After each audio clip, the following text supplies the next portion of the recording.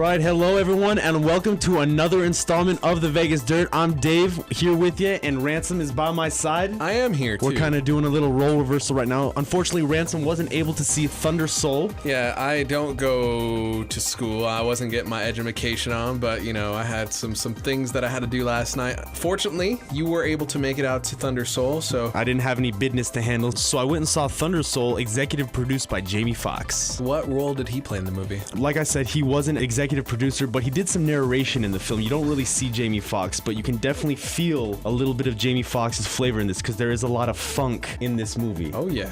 Basically, the overview of this movie is it all has to do with Prof. Conrad Johnson and what he did with music to keep kids off the streets. After 30 years, they're trying to get the stage band back together, the high school stage band. They got to collect everyone from all over the US, all over the world, and come pretty much pay tribute to Conrad Johnson. Now, the kids called him Prof for short because he was their professor, so the whole movie they're always referring to him as Prof. There is so much support for this man because of what he did for these people. So what were you anticipating when you went into the theater last night? I didn't even know this movie existed. I went online and looked at some trailers, and I didn't know if it was going to be a documentary or if it would just kind of, you know, give you some actual events at the beginning but then kind of take the story and Hollywoodize it.